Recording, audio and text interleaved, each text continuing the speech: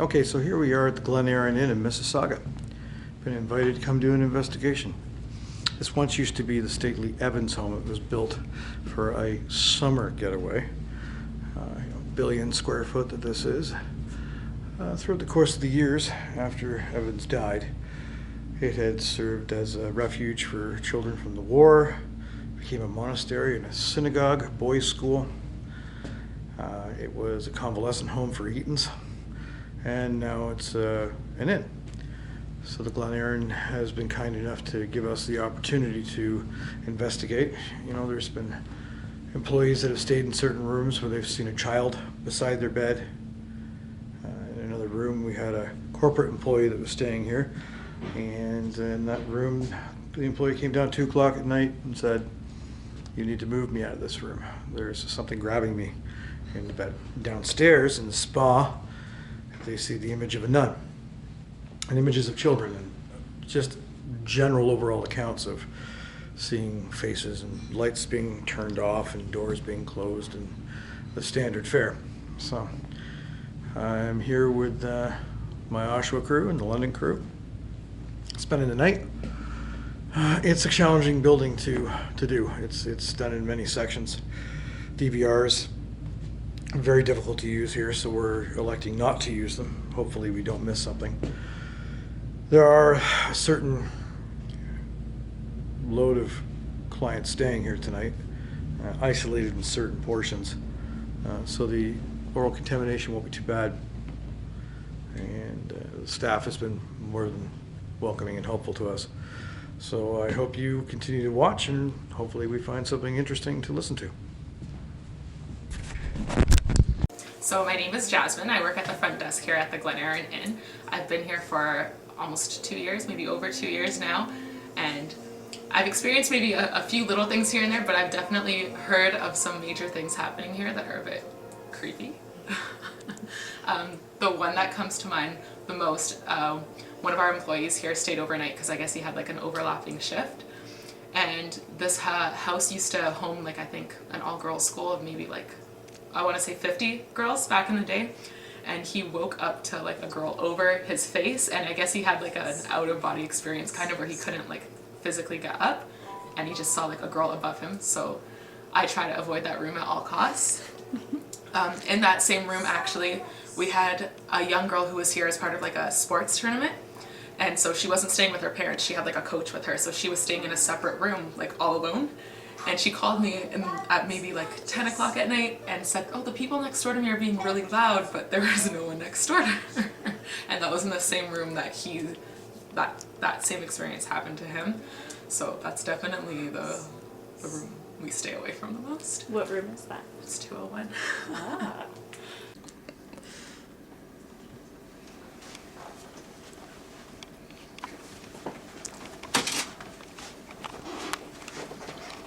Room 201. Room 201, we had an employee that stays in this room when he worked late shift. He woke up and there was a child next to him, tagging water in the background.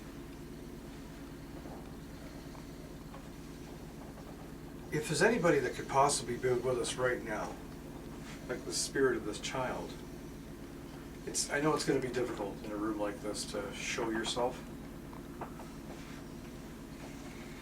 but if you come even sit on the bed, you sit on the bed and make our meter go up. See where the red light is there. Please come talk to us. We've only got a little while in this room, and you can't be too loud. There's other clients in this wing. Beautiful hotel. So I'm assuming it was a beautiful place to stay. So in what facility were you in? Were you one of the kids that were brought over because of the Second World War? Were you looking around with the monastery and the synagogue? How about the convalescence home? Were you maybe the child of one of the Eaton's employees? It was, or Simpson Sears, I'm sorry. It wasn't Eaton's. That convalesced here? Or were you part of the Evans family? Maybe even the Evans employees. I'm guessing with a place this big, they had employees. What I'm going to do here is I'm going to take the headset, And I'm gonna let my friend Kevin ask a few questions, just for a different tone of voice. Maybe his voice may appeal to you a little more than mine. My little girl's 3. She's quite the little spitfire.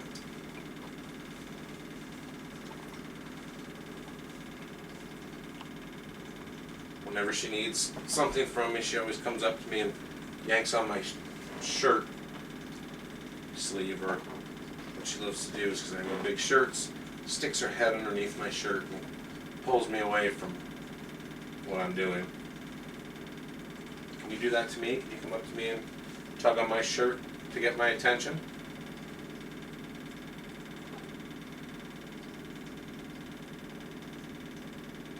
Can you go over to the device that's sitting in front of my friend Dave there? Can you tell us your name? That would be very, very nice of you if you could just speak into that loudly or softly, however you want to do it.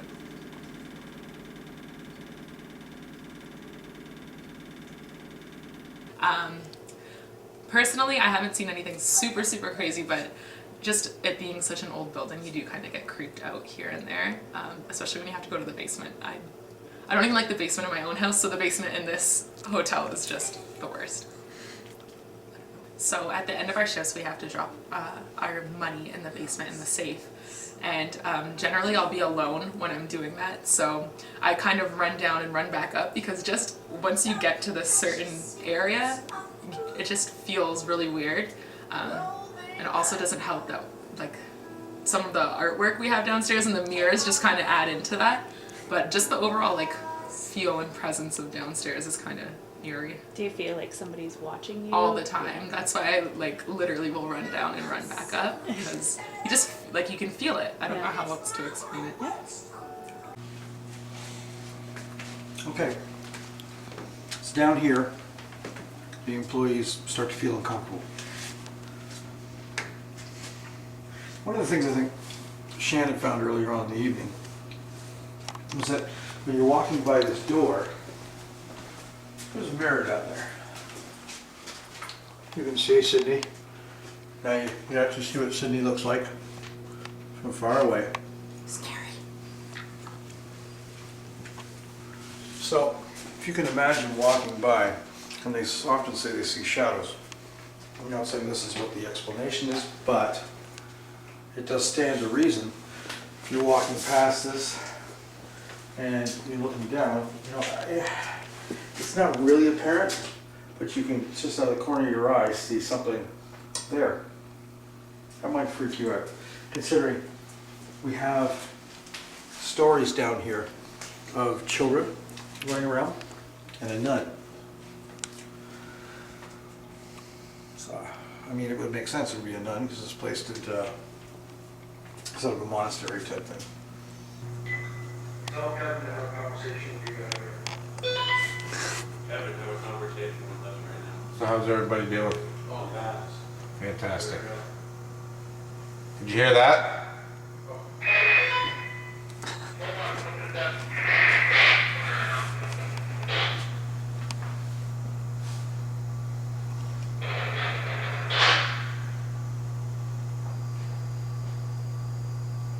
Can you hear me, Shannon? Yes. Well, I'm standing right by the door. Can you hear me now? Yeah. How about now? Yeah. Can you hear him down there? No. Jason can't hear you at the end of the hall though.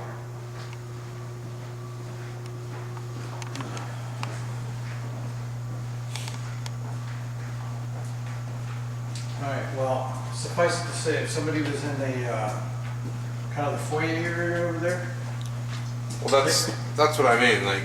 they could Like- hear anything that's Like there's that door there. So if your employee having to go in, if you're standing over here, like I said, it sounded like you were right in front of me walking down the hall, but you just started coming down the hall. Like it sounded like you were right in front of me. So if you're fucking around down there or whatever, like you're just walking down into the door and you're hearing that, it's like, holy shit, there's footsteps. You go down, there's no one there. Right?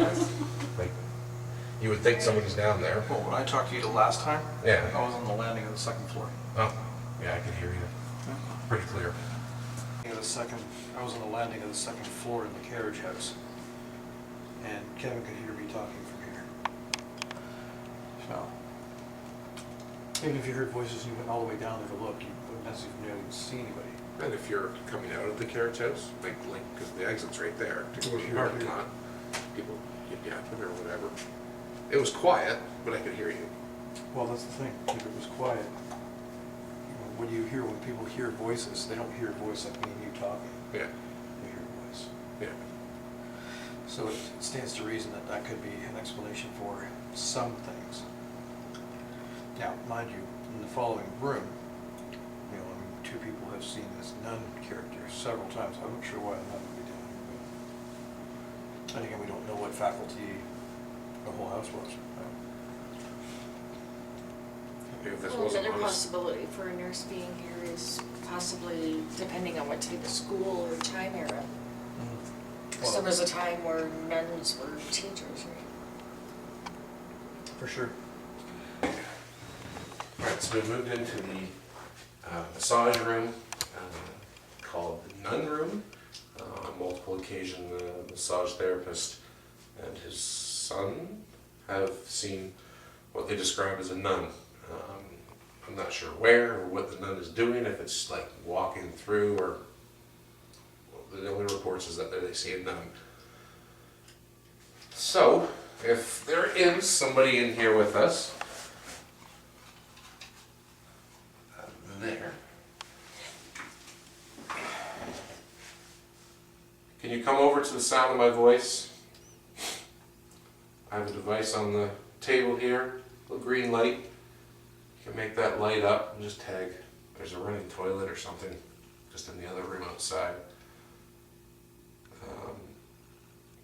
My friend Sandy, she has a device in her hand just for capturing audio. We can hear the sound of your voice. If you can walk over to her, give us your name maybe.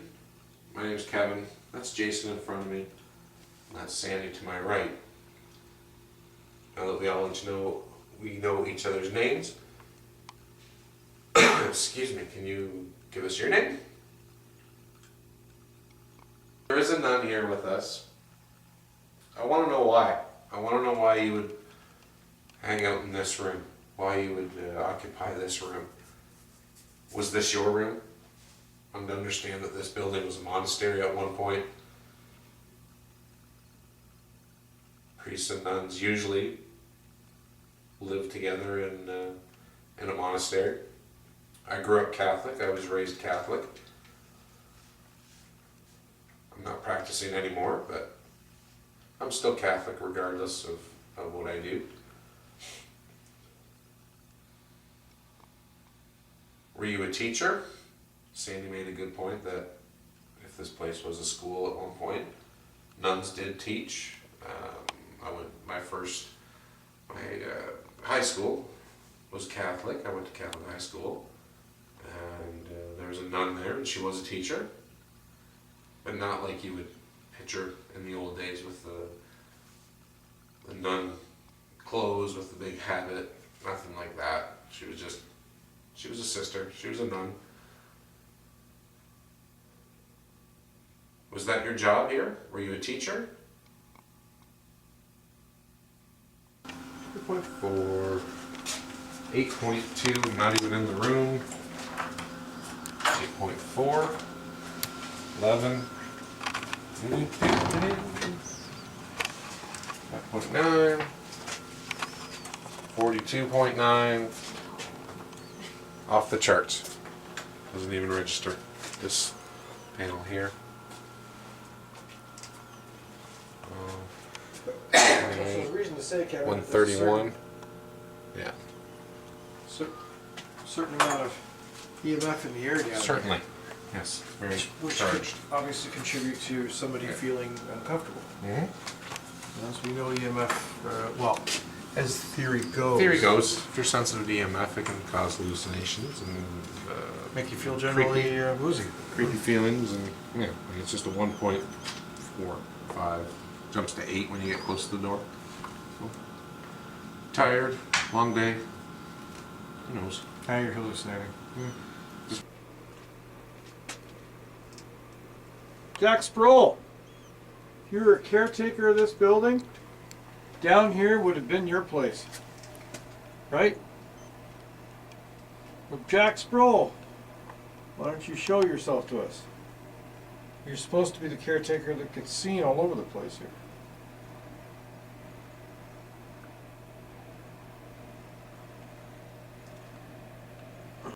All right, so we're in the Evans room.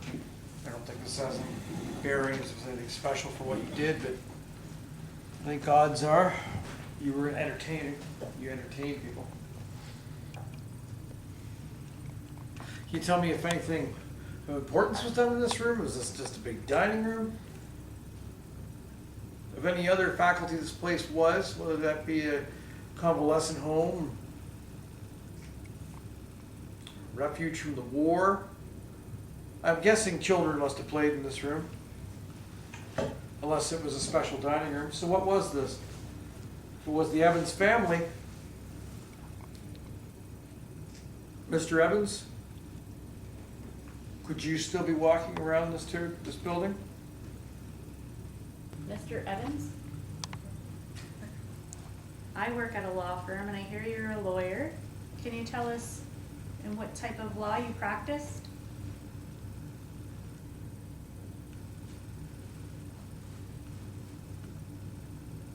This is a beautiful home, so you must have done very well for yourself. Can you tell us the name of your firm?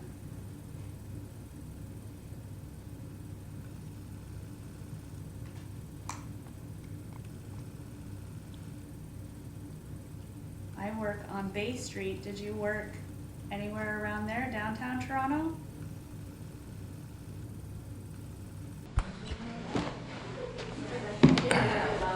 This seems to be the fireplace that a few mediums and other organizations have cited that there's a caretaker or an entity that stays here. It's a tough one to gander. I mean, if you think about it, you're in the lounge. And as you can hear around me, there's people here, and there's always staff behind the counter, and I don't know, it's always brightly lit. Seems to be the center of activity. I'm having a difficult time with the assertion that you could see something standing here. Sometimes, unfortunately, I think that mediums tend to play on people's emotions and tell them what they want to hear. And other paranormal teams, unfortunately, do the same too. Unfortunately, ghost stories, you know, they sell a team.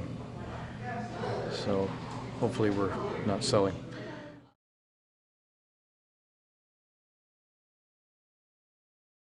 Good. It's dark. Ish.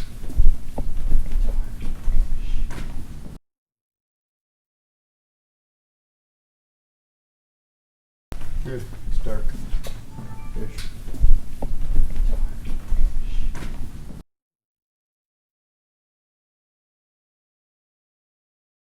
All right. So I'll tell you what.